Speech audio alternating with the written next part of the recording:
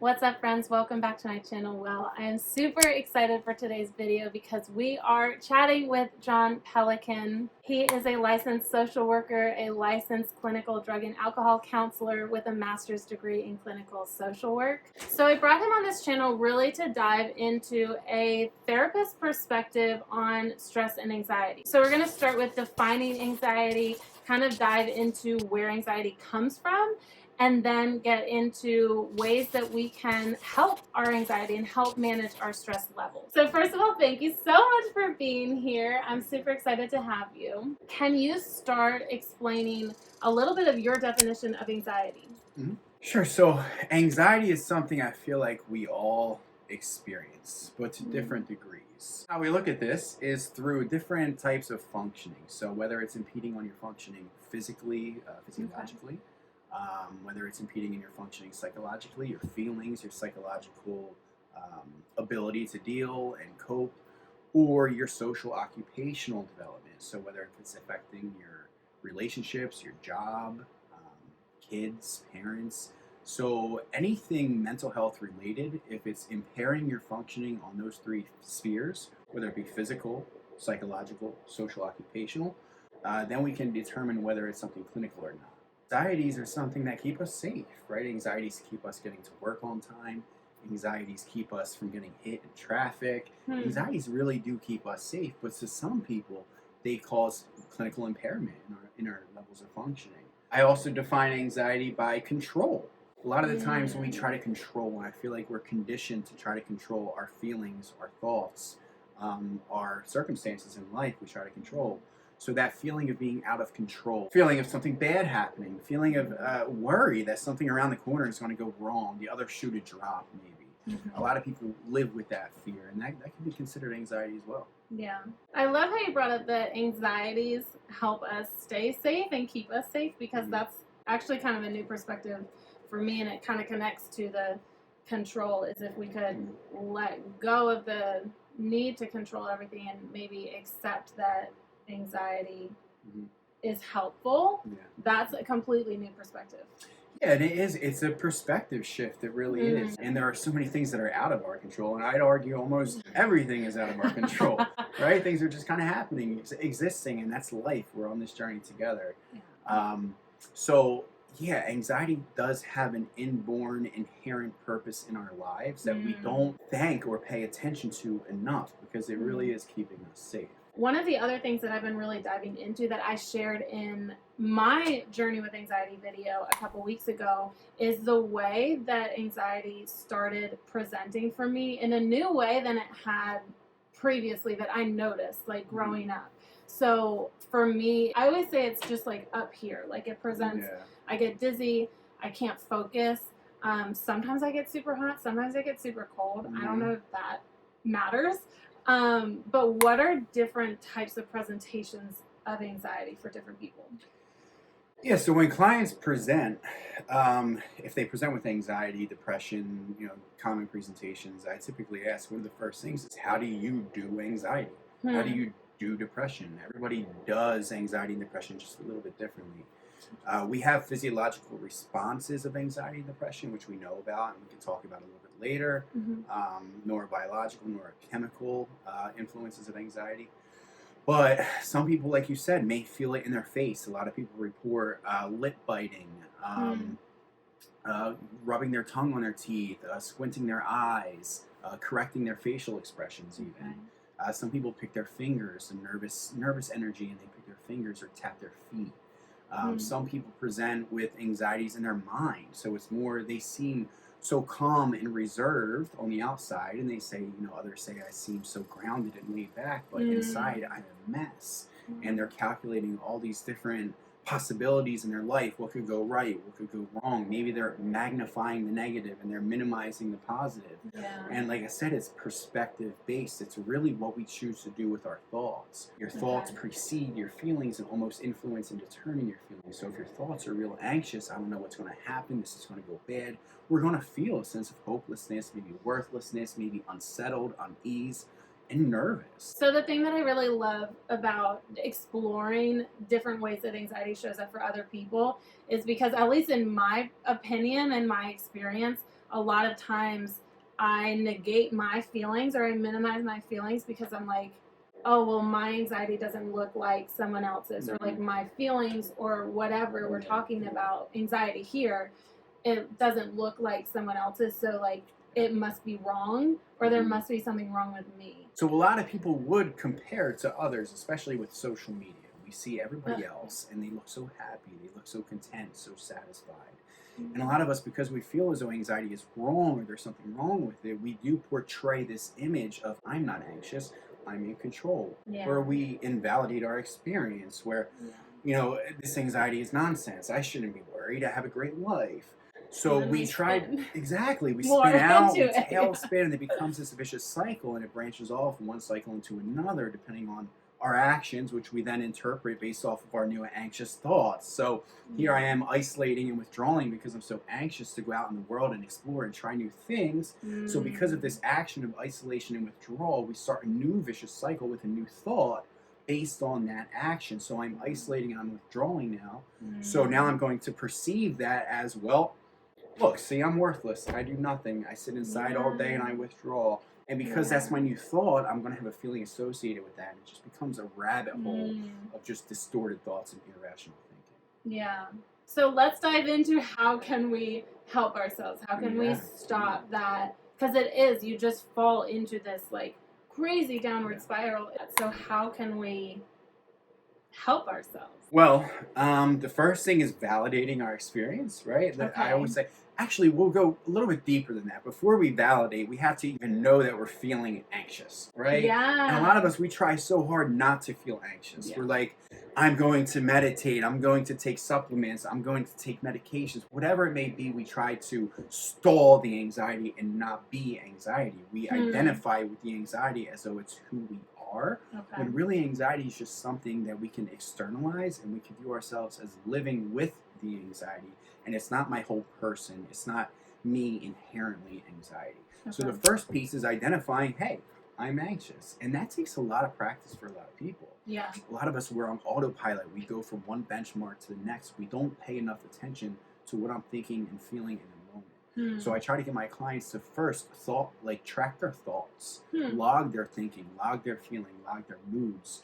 How am I thinking and feeling throughout the day? And a lot of the times we have a hard time just doing that, and they'll come back and be like, oh, I forgot, right? So then I say, okay, set a timer on your phone to go off every 3 hours. Check in with thoughts and feelings. Because if we can't identify and get into ourselves, we can't do anything with it. We first have to know it's there. So the first step is identifying, okay, I'm feeling anxious. And then we validate. Then we say, you know what? And that's okay. It's okay that I'm feeling anxious right now. Because we're raised almost to feel the opposite of what we're feeling. So I'm feeling anxious and that's okay. And the next step is exploring, how am I doing this anxiety, right? And we talked about this before. We all do it a little bit differently, right? So what's taking place in my body that's a response of anxiety? What does that look like physiologically? What does that look like mentally, emotionally, socially, occupationally? So we've identified the anxiety. We've identified the emotion. We've validated it. It's okay that I'm feeling this emotion. It's one of the most important things we can do. And then we explore it. How is this manifesting in my body? How am I doing anxiety right now? And this is that mind-body connection that seems to be missing a lot of the time. The fourth stage is going to be coping. And it seems backwards to cope at the tail end of all this, because our initial instinct is, I'm feeling this, let me fix it. Let me correct it. Let me get rid of it. Let me cope with it. We feel anxious, so we go to all these coping skills, but we haven't really done anything with that energy. We haven't explored it. We haven't really identified and located where the source of this is. How is this affecting me? So there's two paths we can go down when we encounter anxiety, and typically what I see with my clients is they engage in the maladaptive coping strategy path, right? These actions are maladaptive because they don't help us adapt to life. And what they do is maybe they abuse alcohol, maybe they abuse substances, maybe they abuse cannabis, maybe they dive into the cell phone, into social media, and they drown themselves in other things, distractions. Avoidance is one of the most common maladaptive coping strategies. And we can avoid in an abundance of ways, such as obsessing over work, diving into work, or a relationship, or people pleasing, or perfectionism. And what we're doing is we're neglecting our human experience. We're neglecting what we should be paying attention to. Emotions, especially anxiety, they're warning signs. They're flashing yellow lights. It's like it's something to pay attention to. If we broke our ankle, we wouldn't just not pay attention to the ankle, although some people do. Some people do try to toughen up and just wrap it up real tight and walk on it, right? Yeah. And what's going to happen? The ankle's not going to heal properly. You're going to delay the healing and the recovery process. And when it does heal back, it's going to be a little bit deformed and unusual and maybe still cause you pain in the future because you didn't tend to what needed to be tended to. Anxiety is the same thing. When we feel anxieties, it's our brain and body. It's their ways of saying, hey, there's something going on. Pay attention. But we neglect it. We choose to avoid and distract instead of paying attention. And with anxiety, we feel out of control and we feel unsafe. So achieving that level of safety, it feels like it works. And you know what? It does. A lot of the times alcohol will work in the moment. A lot of the times substances will relieve the anxiety. Although it's just like the ankle that we're not paying attention to, it's going to take a lot longer to heal if it ever does. And when it does heal back, it's just going to be a little bit different. Not quite. Yeah. Things aren't going to be exactly where they're supposed to be. It's kind of like slapping on a Band-Aid, right? Exactly. Like a Band-Aid on a big wound where you're going to stop some of the bleeding for a while. That seems like it's helping. But in the long run, you just have to keep slapping on that Band-Aid if you're not dealing with the deeper underlying root. So earlier you and I were talking about this whole bully metaphor, and I would love for you to dive into that. So what I try to explain to my clients is it's almost like a schoolyard bully, which you and I talked about before. Yeah. So I use this bully metaphor, and I love it. So imagine you're in a schoolyard, and there's a bully, and there's two victims. We'll say you're victim number 2, and there's victim number 1. So the bully approaches victim number 1. He says, give me your lunch money or I'm going to kick your ass after school. And bully number 1, he's terrified. And he says, oh my God, please don't kick my ass after school. I don't want to go throughout the rest of my day afraid of getting beat up. My lunch isn't that important. Here, just take it. Just take the money. It's all good. The bully takes victim number 1's money, and victim number 1 goes about the rest of his day. He's a little bit hungry. He's a little bit uncomfortable, but he doesn't have to worry anymore. He doesn't have to feel the anxiety of having the crap beat out of him later on. Yeah. And so the bully says, this works so well. I'm going to go to victim 2. I'm going to go to Hannah and see if I can get some money out of her. And he says, Hannah, give me your lunch money. I'm going to kick your ass. And you say, oh, man, I'm actually pretty hungry today. I'm really hungry.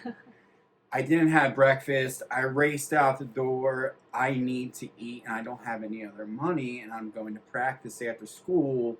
So you can't give the bully the lunch money. You have to challenge him. So you say, I'm sorry, I can't give you my money. I'm going to have to take my chances. Now, because of this, you go the rest of your day, and you feel super uncomfortable. You feel out of sorts. You're anxious. You're nervous.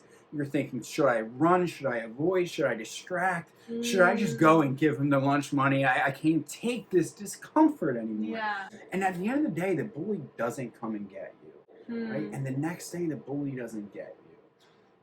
And there's you and victim 1 on the schoolyard, and the bully's there again. And I ask my clients, who's the bully going to go after for their lunch money after this event occurred?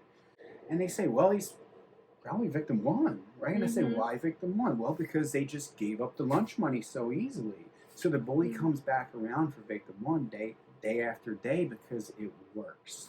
Just like putting alcohol in you works. Just like putting substances in you works. Just like people pleasing works. Just like whatever we do to avoid and distract, it works, but we're not actually solving anything. We're just telling our brain that we can use these strategies, and the anxiety circles right back around. Whereas you, victim 2, you challenged the bully, so you had to sit with the anxious discomfort until you saw, wait a second, nothing bad happened after all. How about that? And that's how we create neuroplasticity, new ways of doing with the brain. I can do this and not have to do this. I can do something different. And this is neural pathways, and this is just neuroscience. But we can challenge the bully to overall treat the anxiety. I love that metaphor. So can we get into, we've talked about maladaptive behaviors. Can we get into ways that we can challenge this bully? And I would assume you'd call them adaptive behaviors. Adaptive coping strategies, yeah, Okay. sure. So yeah, instead of safety behaviors, the people pleasing, avoidance, distraction, whether it be sitting in the back row of a classroom to avoid being noticed is another safety behavior. Bringing anxiety medication with you before you leave the house, seeking reassurance from others. Whatever we do to gain that sense of temporary safety, we need to recognize that it's only going to come back for us. Yeah. So rather what we could do, and we can employ a variety of tools, one being meditation, right? Which you talk a lot about on your channel. I do. So meditation is so effective for so many different reasons. The way I teach meditation is brain training. We are training the brain to do differently. We're training the brain that this neuron can fire and this neuron doesn't have to respond. So I can do this and this doesn't have to happen. Wow. So we're breaking the cycles that we have currently in our brain, the core beliefs. We all have core beliefs we learned early at age that we still live with, which influences our narrative and how we see the world. So meditation, what are we doing in meditation? I'm teaching my clients sit down, breathe, focus on something, and wait for the distraction, wait for the anxiety, wait for the monkey mind. I want you to get anxious in meditation because that's when we can give ourselves permission to be, oh, interesting, I just got anxious right there. I'm trying to meditate and I was really hard on myself. But it doesn't have to mean anything. See, with anxiety, we associate things with meaning, with judgment. I feel anxious, therefore I must always be anxious. I feel nervous, therefore I must be unconfident. And we overgeneralize. There's so many ways that we distort our thoughts. But meditation is one way we can teach our brain that I can get distracted, I can get anxious, but I can return to stillness. We challenge the bully by simply not giving into it, by living with the discomfort. If the anxiety is minimal enough and it's not clinical anxiety where it's causing panic attacks or issues with school or work, then we can almost try to walk through it. Yeah. Almost try to live with it and see that we don't have to engage in the safety behaviors. When we disengage from the safety behaviors, we teach our brains, hey, nothing bad happened. I left without my anxiety medication. Everything was okay. I didn't reassurance seek and nothing bad happened.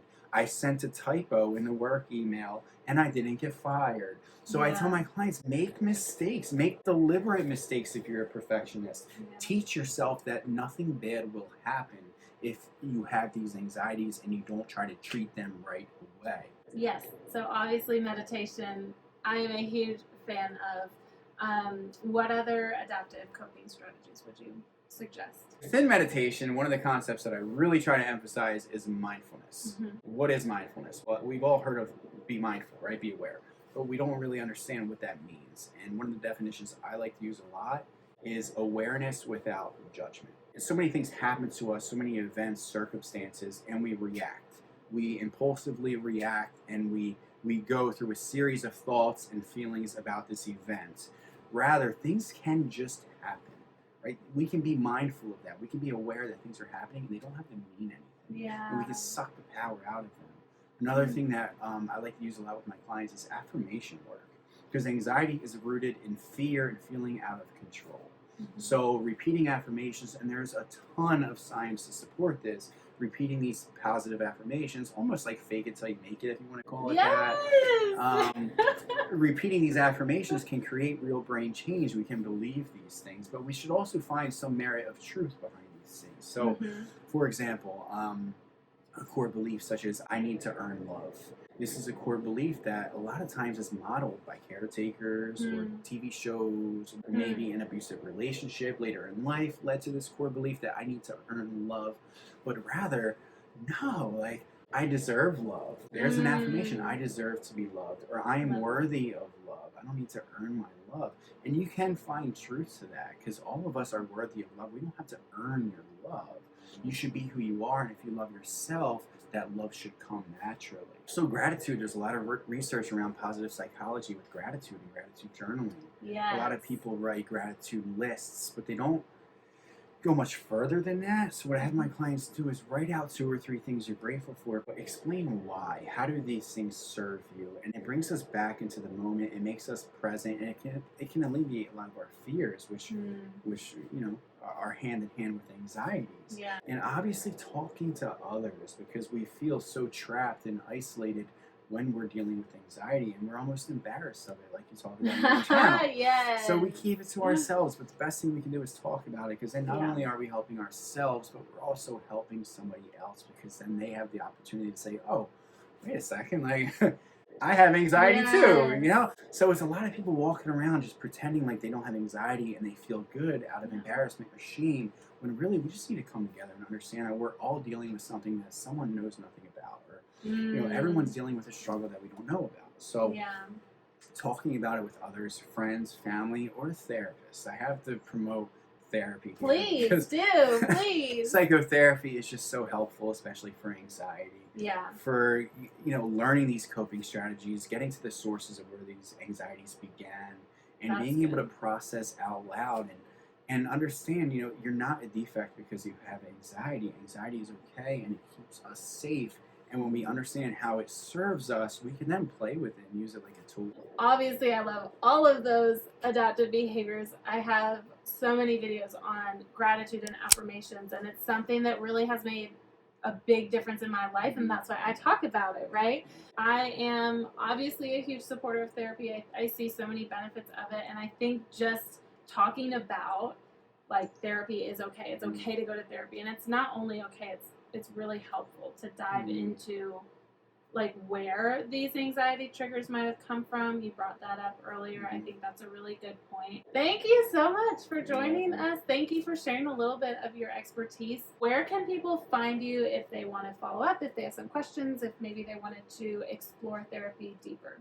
Sure. So I practice within the state of New Jersey. Okay. I am licensed to practice in New Jersey, and if they'd like to see me, they can visit my website at newperspectivesos.com. And I'll also link it down below so y'all can click on the link and find him. Yeah, you can schedule a free consultation, book an appointment there. So yeah, I look forward to anybody. I do telehealth and in person. So if you're in the state of New Jersey and you'd like therapy, telehealth, I got you. Yay! Thank you! You're welcome.